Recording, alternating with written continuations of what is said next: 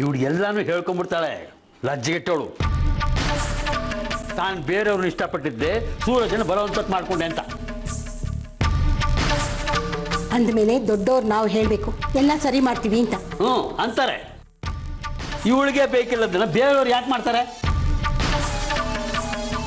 ಇಲ್ಲ ಮಾವ, ಅವ್ರಿಗೆ ಬೇಕಿಲ್ದಂಗೆ ಮಾಡಿದ್ದು ನಾನೇ. ಯಾಕಮ್ಮ ಹಾಗಂತೀಯ? ನೀನೇನು ಅಂತ ನನಗೆ ಗೊತ್ತಿಲ್ವಾ? ನೀನು ಗುರುರಾಜನ ಮಗಳು, ಮೈಸೂರು ಹುಡುಗಿ, ಸಂಗೀತ, ಹಾಡು, ಹಸೆ ಎಲ್ಲ ಗೊತ್ತಿರೋಳು.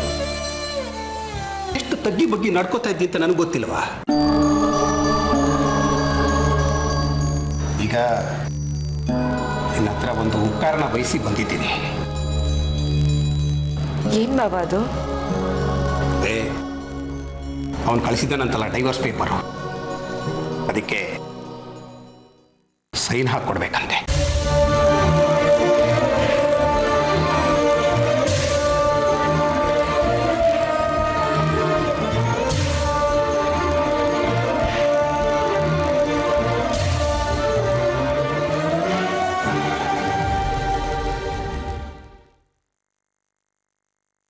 ನಾನೇನೋ ಹೇಳಿ ಹೇಗೋ ಒಂದು ಸಂಭಾಳಿಸ್ತಿದ್ದೆ. ಈಗ ಇವಳು ತನ್ನ ಮರ್ಯಾದೆ, ನನ್ನ ಮರ್ಯಾದೆ, ನಮ್ಮ ಸ್ನೇಹ ಎಲ್ಲದಕ್ಕೂ ಬೆಂಕಿ ಹಚ್ಚಿಬಿಡ್ತಾಳೆ. ಇವಳ ಲೀಲೆಗಳು ಗೊತ್ತಿದ್ದು ನನ್ನ ಮಗನಿಗೆ ಕಟ್ಟದ ಅಂತ ಅನ್ಕೋತಾನೆ ಅನಂತರಾಮ. ಖಂಡಿತ ಇಲ್ಲಮ್ಮ. ಈ ಡೈವರ್ಸ್ನಿಂದ ನಿನಗೂ ಮುಕ್ತಿ ಸಿಗುತ್ತೆ. ನನ್ನ ಪಾಪ ಕಳ್ಕೊಳ್ಳೋಕ್ಕೆ, ನಾನು ಮಾಡಿರೋ ತಪ್ಪನ್ನು ತಿದ್ಕೊಳ್ಳೋದಕ್ಕೆ ಒಂದು ಅವಕಾಶ ಸಿಗತ್ತೆ. ನಾನೇ ನಿಂತ್ಕೊಂಡು ನಿನಗೆ ಇನ್ನೊಂದು ಮದುವೆ ಮಾಡಿಸ್ತೀನಮ್ಮ. ಆದರೆ ಈ ಸಾರ್ತಿ ನಾನೇ ಒಬ್ಬ ಒಳ್ಳೆ ಹುಡುಗನ ನಿನ್ನ ನೋಡಿ ಅವನ ಗುಣಾವಗುಣಗಳನ್ನ ಪರಿಶೀಲಿಸಿ ಮುಂದೆ ನಿಂತ್ಕೊಂಡು ಮದುವೆ ಮಾಡ್ತೀನಿ. ಆದರೆ ಈಗ ಆ ಡೈವರ್ಸ್ ಪೇಪರ್ಗೆ ಸೈನ್ ಹಾಕ್ಕೊಡಮ್ಮ.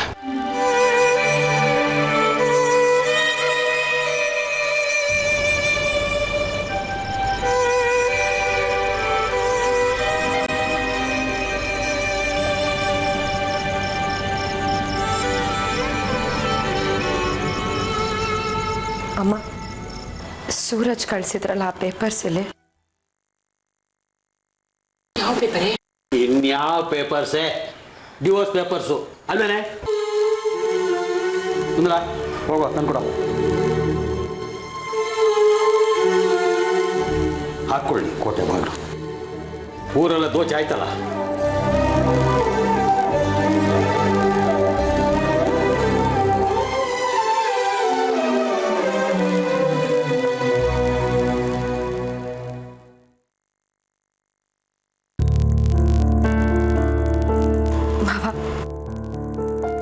ನಾನು ಈ ಪೇಪರ್ಗೆ ಸೈನ್ ಮಾಡ್ತೀನಿ, ಆದರೆ ಅದಕ್ಕಿಂತ ಮುಂಚೆ ನನಗೆ ಮಾತಾಡೋಕ್ಕೆ ಅವಕಾಶ ಮಾಡಿ. ಇನ್ಯಾವ ಮಾತು ಮಗಳೇ? 3 ಗಂಟಿನಲ್ಲಿ ಹುಟ್ಟಿದ್ದು ಈಗ 3 ಸಾಲಲ್ಲಿ ಮುರಿದು ಬೀಳ್ತಾ ಇದೆ. ಎಷ್ಟು ವಿಚಿತ್ರ ಅಲ್ವಾ ಈ ಸಂಬಂಧ ಅನ್ನೋದು. ರಕ್ತ ಸಂಬಂಧ ಅಲ್ಲದೆ ಮಿಕ್ಕ ಅನುಬಂಧಗಳಿಗೆ ವ್ಯವಹಾರದ ಲೇಪ ಬಳಿದೆ ಇರಕ್ಕಾಗೋದೇ ಇಲ್ವೇನೋ.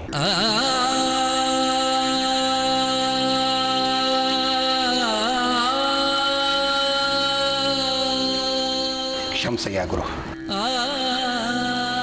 ನಾವೇನೋ ಅನ್ಕೋತೀವಿ, ಅದೇನೋ ಆಗತ್ತೆ. ಎಲ್ಲ ನಮ್ಮ ಕೈ ಮೀರಿತು. ಸ್ನೇಹ ಗಟ್ಟಿಯಾಗ್ಲಿ ಅಂತ ಬೀಗ್ತನ ಮಾಡಿದ್ವಿ.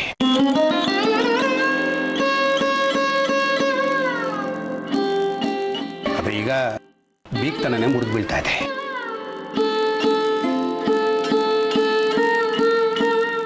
ಹಾಗಂತ ಸ್ನೇಹ ಕಟ್ಕೊಳ್ಬೇಡ ಕಣಯ್ಯ. ಆದರೆ ಬೇರೆ ಸಂಬಂಧಗಳು ಬೇಕೋ ಬೇಡವೋ ಅಂಟ್ಕೊಳತ್ತೆ. ಆದರೆ ಸ್ನೇಹ ಆಗಲ್ಲ. ನಮಗಾಗಿ ಬೇಕು ಅಂತ ಗಟ್ಟಿಯಾಗಿ ಉಳ್ಕೊಳ್ಳೋ ಒಂದೇ ಒಂದು ಸಂಬಂಧ. ವಯಸ್ಸಾಗ್ತಾ ಇದೆ. ನಾವು ಈ ಸ್ನೇಹನ ಲೆಕ್ಕಾಚಾರದ ವ್ಯವಹಾರದ ಚೌಕಟ್ಟಿಗೆ ಹಾಕಿ ನಾಟಕ ಮಾಡ್ತಾ ಇರ್ತೀವಿ. ಆದರೆ ನಮ್ಮ ಸ್ನೇಹ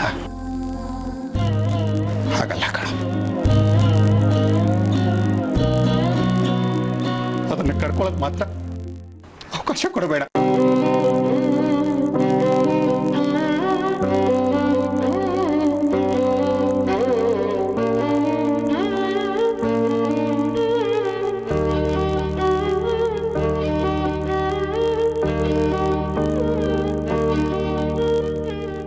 ಅದಕ್ಕೊಂದು ಸೈನ್ ಹಾಕೊಡಮ್ಮ.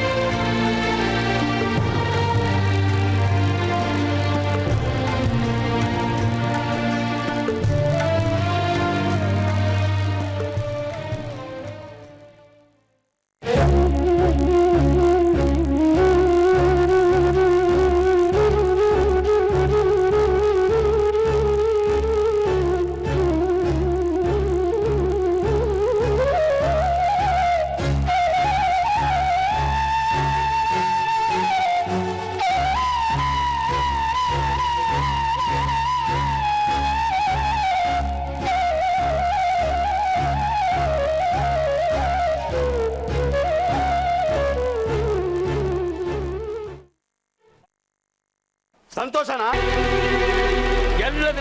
ಎಲ್ಲರಿಂದ ಬಿಡುಗಡೆ. ಹಕ್ಕಿ ಹಾಗೆ ಸ್ವತಂತ್ರವಾಗಿ ಹಾರಬಹುದು. ಹಾರು.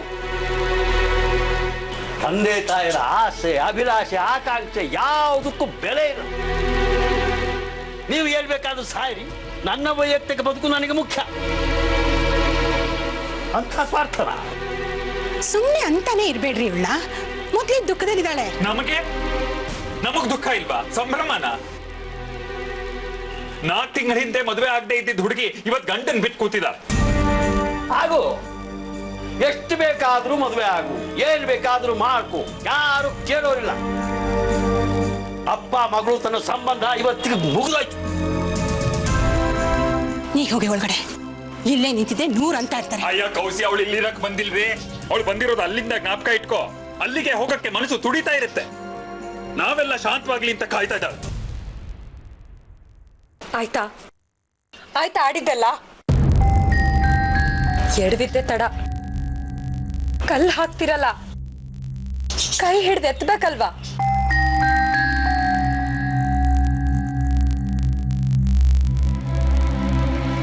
ನಾನೇನು ಇಷ್ಟಪಟ್ಟು ಧ್ರುವನ್ ಮನೆಗೆ ಹೋಗ್ಲಿಲ್ಲ.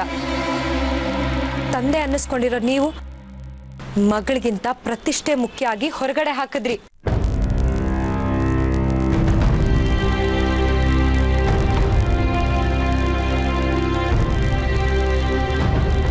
ಸೋದರ ಮಾವ ನೀನು ಮಾತು ಬರ್ದೇ ಇರೋ ಮೂಗ್ನಾಗಿದ್ದೆ.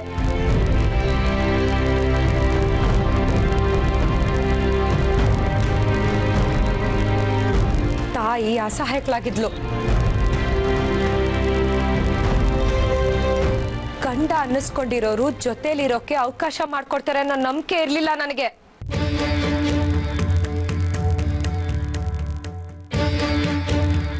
ಇಂಥ ಪರಿಸ್ಥಿತಿಲಿ ಏನ್ ಮಾಡ್ಬೇಕಾಗಿತ್ತು ನಾನು? ಕಿಟ್ ಬ್ಯಾಗ್ಗಳನ್ನ ಹಿಡ್ಕೊಂಡು ಹಗಲು ರಾತ್ರಿ ಅಂದೆ ಆಚೆ ಬಾಗ್ಲಲ್ಲಿ ಕಾಯ್ಬೇಕಿತ್ತ?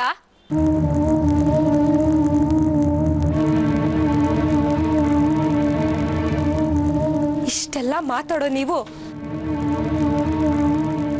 ಅಳಿಯನ್ನ ಕರೆಸಿ ಆಗಿರೋ ತಪ್ಪಾದ್ರೂ ಏನು, ನಿಮ್ದು ತಪ್ಪು ತಿಳುವಳಿಕೆ ಅಂತ ಹೇಳ್ಬೋದಿತ್ತಲ್ಲ.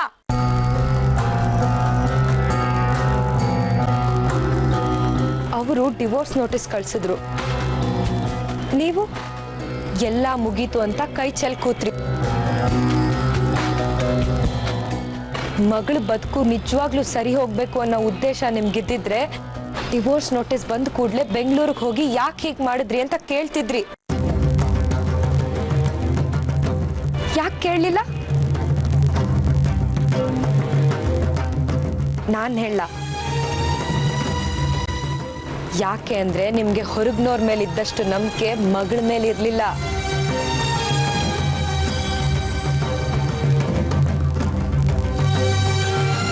ಮಗಳು ಮೊದಲು, ಆಮೇಲೆ ಅವರಲ್ವಾ? ನೀವು ಮಗಳನ್ನ ಬಿಟ್ಕೊಟ್ರಿ, ಅವ್ರು ಸವಾರಿ ಮಾಡಿದ್ರು. ಈಗ್ಲೂ ಅಲ್ಲಿಂದ ಬಂದಿದ್ದೀನಿ. ಹೋಗ್ಬೇಡ್ವೆ, ಇಲ್ಲೇ ಇರು, ಮುಂದಕ್ಕೇನಾದ್ರೂ ನಾವಿದ್ದೀವಿ, ನೋಡ್ಕೋತೀವಿ. ಒಂದೇ ಒಂದ್ ಮಾತಾಡಿದ್ರ? ಇಲ್ಲ, ಅಂದು ಆಡ್ಬಿಡ್ಬೇಕು. ಇನ್ನೊಬ್ಬರ ಹುಳುಕನ್ನೆತ್ತಾಡಿ ನಾವ್ ಸರಿ ಅನ್ನಿಸ್ಕೊಳ್ಳೋದಲ್ಲ. ಎದುರುಗಡೆ ಮನೇಲಿದ್ದೆ. ಈ ಹಿಂದೆ ಅವ್ರ ಜೊತೆ ಎಷ್ಟೇ ಸ್ನೇಹ ಸಂಬಂಧ ಇದ್ದಿರ್ಬೋದು, ಆದ್ರೆ ಇವತ್ತಿಗವರು ಪರಕೀಯರು.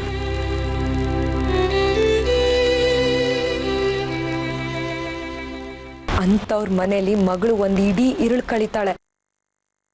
ಏನೋ ಎತ್ತೋ ಅನ್ನೋ ಒಂದು ಸಣ್ಣ ಆತಂಕನೂ ಬೇಡವಾ? ಅಷ್ಟು ಬೇಡವಾ ಗೊತ್ತಾ ನಾನು?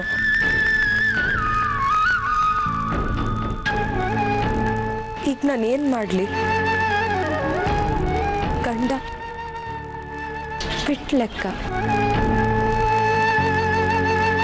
ತಂದೆ ತಾಯಿ ಕೈ ತೊಳ್ಕೊಂಡಿದ್ದಾರೆ.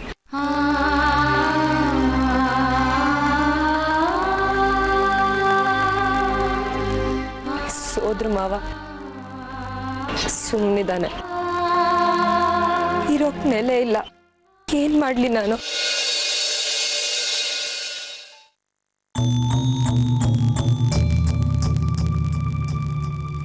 ಯಾಕೆ ನೆಲೆ ಇಲ್ಲ ಖುಷಿ? ನಾನಿದ್ದೀನಿ ನಿನ್ಗೋಸ್ಕರ.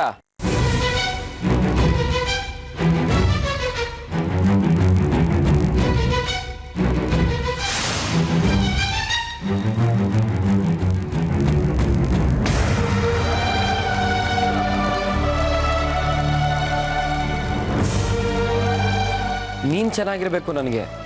ಅದಕ್ಕೋಸ್ಕರ ನಾನು ಏನ್ ಬೇಕಾದ್ರೂ ಮಾಡ್ತೀನಿ ಖುಷಿ. ಯಾರ್ ನೀನ್ ನನಗೆ?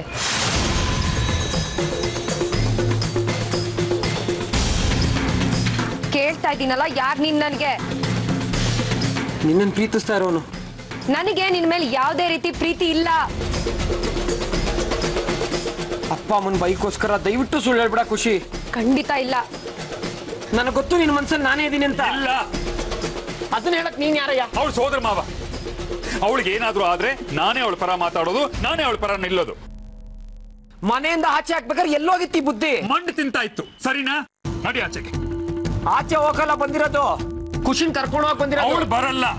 ಈ ಮಾತನ್ನ ಅವಳೇ ಹೇಳಿ. ನಾನು ಹೇಳ್ತಾ ಇದ್ದೀನಿ ಅವಳ ಪರವಾಗಿ. ಹೋಗ ಆಚೆಗೆ. ಏನ್ ನೋಡ್ತಾ ಇದೀಯಾ? ಹೋಗಲ್ಲ. ಅವಮಾನ ಮಾಡ್ಬೇಕು ಅಂತಾನೆ ಮಾಡ್ತಾ ಇದೀರಲ್ವಾ? ಪರವಾಗಿಲ್ಲ, ಆದ್ರೆ ಒಂದು ಮಾತು ಹೇಳ್ತೀನಿ ಕೇಳಿಸ್ಕೊಳ್ಳಿ. ನಾನು ಮದುವೆ ಅಂತ ಆದ್ರೆ ಖುಷಿನೇ ಆಗೋದು. ಅದ್ ಹೇಗ್ ಮದ್ವೆ ಆಗ್ತೋ ನಾನು ನೋಡ್ತೀನಿ. ಅದ್ ಹೇಗ್ ತಡೀದಿರೋ ನಾನು ನೋಡ್ತೀನಿ. ಇನ್ನು ಒಂದು ವಾರದಲ್ಲಿ ಖುಷಿ ಕುತ್ತಿಗೆ ತಾಳಿ ಕಟ್ತೀನಿ.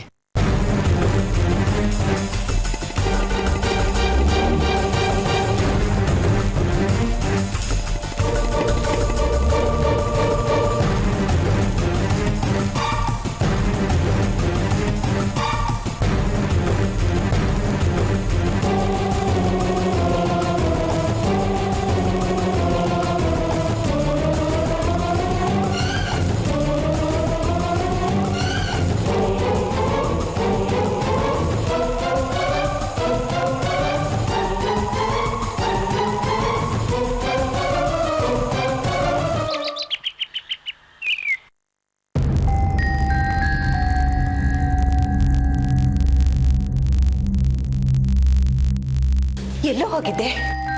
ಖುಷಿ ಮನೆ ಹೋಗಿದ್ದೆ. ಯಾಕೆ? ಅವಳನ್ನ ಬಿಟ್ಟು ಬೇರೆ ಯಾರನ್ನು ಮದುವೆ ಆಗಲ್ಲ ಅಂತ ಅವಳಿಗೆ ಅವ್ರ ಅಪ್ಪ ಅಮ್ಮಂಗೆ ಹೇಳಕ್ ಹೋಗಿದ್ದೆ. ನಿನ್ಗೆ ಏನಾದ್ರು ಹುಚ್ಚಿಡ್ದಿದ್ಯಾ? ಯಾಕೆ ಅವ್ರ ಮನೆ ನೆಮ್ಮದಿನ ಹಾಳು ಮಾಡ್ತಾ ಇದ್ಯಾ ನೀನು? ಸರಿಯಾಗೇ ಮಾಡಿದಾನಲ್ಲಕ್ಕ. ಗಂಡ ಬಿಟ್ಟು ಹುಡುಗಿಗೆ ಮತ್ತೆ ಹುಡುಗ ಸಿಗೋದು ಅಷ್ಟು ಸುಲಭ ಅಲ್ಲ. ಅಂತ ಹುಡುಗಿಗೆ ಬಾಳ್ಕೊಳಕ್ಕೆ ಮುಂದಾಗಿದ್ದ ನಿಮ್ಮ ಮಗ.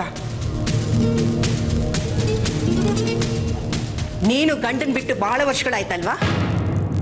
3-4 ಜನ ಬಂದಿರ್ಬೇಕಲ್ಲ, ನಿನಗೂ ಬಾಳ್ ಕೊಡ್ತೀನಿ ಅಂತ. ಯಾಕೆ ನೀನ್ ಮದ್ವೆ ಆಗ್ಲಿಲ್ಲ?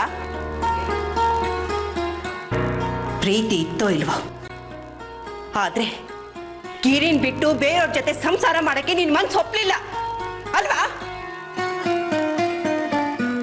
ಆ ಕಾಲ ಬೇರೆ ಈ ಕಾಲ ಬೇರೆ ಅಕ್ಕ. ಸಣ್ಣೂರು, ಮರ್ಯಾದೆ ಗಂಜೋ ಜನ. ಹಾಗಾಗಿ ಎರಡನೇ ಮದುವೆ ಯೋಚನೆ ಮಾಡಲಿಲ್ಲ. ಆದ್ರೆ ಈಗ ಕಾಲ ಬದಲಾಗಿದೆ ಅಕ್ಕ. ಈಗಿನ ಪರಿಸ್ಥಿತಿನೇ ಬೇರೆ.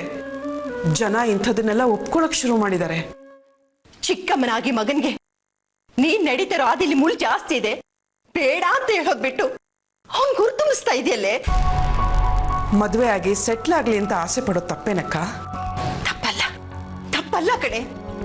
ಆದ್ರೆ ಆ ಹುಡುಗಿ ಬೇಡ ಅಂತ ನೀನ್ ಹೇಳೋಕ್ಕಾಗಲ್ವಾ? ಪ್ರೀತಿಸ್ದೇ ಅವ್ರನ್ನ ಕಟ್ಕೊಂಡು ಪಾಡ್ ಪಡೋದಕ್ಕಿಂತ ಪ್ರೀತಿಸ್ದವ್ರನ್ನ ಕಟ್ಕೊಂಡು ಸುಖವಾಗಿರೋದು ಮುಖ್ಯ ಅಲ್ವೇನಕ್ಕ?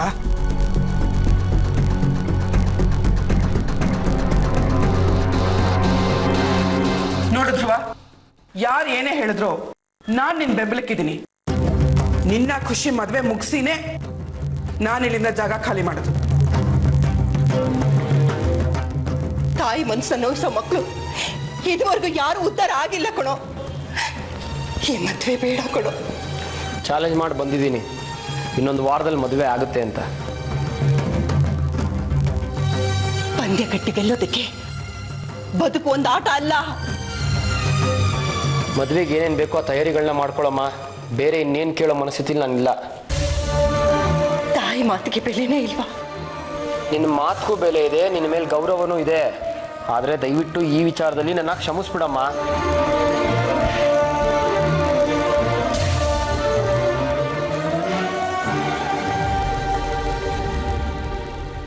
ತಾಯಿಗಿಂತ ಮದುವೆ ಆಗೋಳೆ ಹೆಚ್ಚ ಅಂದರೆ ಉತ್ತರ ಇಲ್ಲ.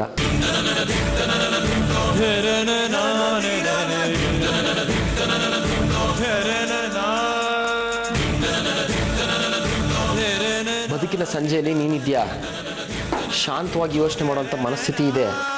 ಆದರೆ ನಂದು ಮಧ್ಯಾಹ್ನದ ಬಿಸಿಲು, ತೀಕ್ಷ್ಣ.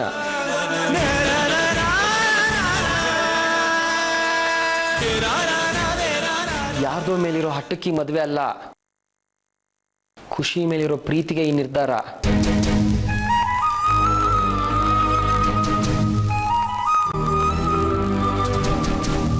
ನಿಮ್ಮ ಮದ್ವೆ ಮಾತ್ರ ಮಾಡ್ಕೋತೀರ, ಆದ್ರೆ ನಂದು ಮಾವ ನೋಡಿದ್ರೆ ಮದ್ವೆ ಬ್ಯಾಡ ಅಂತ ಹೇಳೋಗೋರೆ.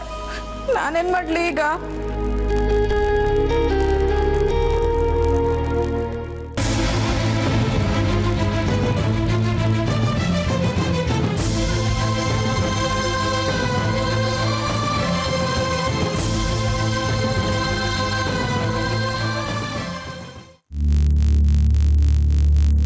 ತಗೊಳಪ್ಪ, 2,500 ರೂಪಾಯಿ ನೀವು ಇನ್ವಿಟೇಷನ್ಗೆ ಖರ್ಚು ಮಾಡಿದ ದುಡ್ಡು. ಹಂಗೆ ಇನ್ವಿಟೇಷನ್ ಕೊಡ್ತೀನಿ, ತಗೊಂಡು ಹೋಗ್ಬಿಡು. ಬೇಡ ಬೇಡ ಅಂದ್ಲು ನನ್ನ ಹೆಂಡ್ರು. ನಾನು ಕೇಳಲಿಲ್ಲ. ಒಂದೊಂದ್ಕಿಂತ ಕೇಳ್ಬೇಕು ಹೆಂಡ್ರು ಮಾತನ್ನ. ಸರಿಯಾಗಿದೆ ಅಂತ ಎಣಿಸ್ಕ. ಸರ್, ನಾನು ನಿಮ್ಮ ಹತ್ರ ಒಂದು ಸ್ವಲ್ಪ ಮಾತಾಡ್ಬೋದಾ? ಮಾತು ಕತೆ ಏನೂ ಉಳಿದಿಲ್ಲ. ಎಲ್ಲ ಮಂಗಳಾಡಿ ಮುಚ್ಚಿದ್ದಾಯ್ತು. ಮತ್ತೆ ಅದನ್ನ ತೆಗೆಯೋದು ಬೇಕಾಗಿಲ್ಲ. ಸರ್, ನನಗೆ ಒಂದೇ ಒಂದು ಚಾನ್ಸ್ ಕೊಡಿ ಸರ್. ಅಯ್ಯೋ ಹೋಗಯ್ಯ, ಅವಕಾಶಗಳು ಕೊಟ್ಟು ಸಾಕಾಗೋಯ್ತು. ತಿಂದು ತೇಗ್ಬಿಟ್ಟವ್ರೆ ರಾಜಕಾರಣಿಗಳು ನಮ್ಮ ದೇಶನ ಜನನ. ಅವಕಾಶ ಅನ್ನೋ ಪದ ಕೇಳಿದ್ರೆ ಸಾಕು ದಿಗ್ಲು ಹುಡ್ತೈತೆ. ಒಂಡಪ್ಪ ನೀನು. ಸರ್, ನನ್ನ ವಿಚಾರ ತಗೊಂಡು ನನ್ನ ತಂಗಿ ಮದುವೆ ಮುರಿಯೋದು ತಪ್ಪಲ್ವಾ ಸರ್?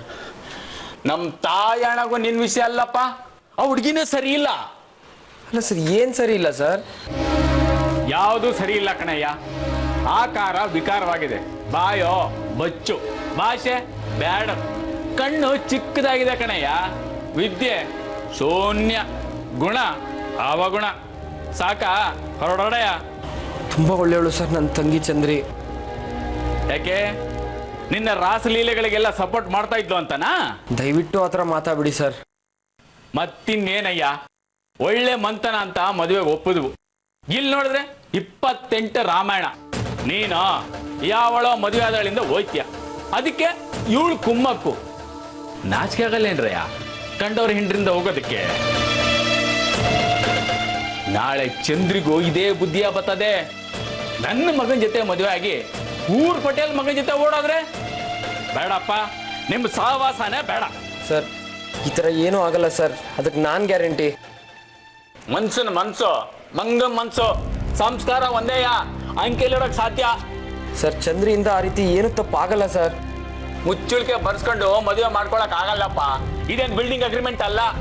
ನನ್ನ ಯೋಗ್ಯತೆ ತಕಡಿಲಿ ಚಂದ್ರಿ ಯೋಗ್ಯತೆ ಅಳಿಯೋದು ತಪ್ಪಲ್ವಾ ಸರ್? ಸಾವಾಸ್ತಂತೆ ಸನ್ಯಾಸಿ ಅಲ್ವಾ? ನಾನು ಮದುವೆ ಆಗಿರೋ ಹುಡುಗಿ ಹಿಂದೆ ಬಿದ್ದಿದ್ದೀನಿ ಅಂತ ತಿಳ್ಕೊಂಡು ನನ್ನ ತಂಗಿ ಮದುವೆ ಬೇಡ ಅಂತ ಹೇಳ್ತಾ ಇದ್ದೀರಾ ಸರ್? ನಿಮಗೆ ಗೊತ್ತಾ ಸರ್ ಸ್ಟೋರಿ ಏನು ಅಂತ? ನಾನು ಖುಷಿ ಮುಂಚೆಯಿಂದ ತುಂಬ ಪ್ರೀತಿಸ್ತಾ ಇದ್ವಿ. ಈ ವಿಚಾರ ಅವ್ರ ಮನೇಲಿ ಗೊತ್ತಾಗಿ ಮದುವೆಗೆ ಒಪ್ಕೊಳ್ಳಿಲ್ಲ. ಯಾಕೆ ಅಂತ ಗೊತ್ತಾ ಸರ್? ನನಗೆ ಅವಾಗ ಕೆಲಸ ಇರಲಿಲ್ಲ. ಕೆಲಸ ಸಿಕ್ಕಿದ್ರೆ ಮದುವೆ ಮಾಡಿಸ್ತಾರೆ ಅಂತ ಅನ್ನಿಸ್ತು. ಕೆಲಸನ ಹುಡ್ಕೊಂಡು ಅಮೇರಿಕಾಗೆ ಹೋದೆ.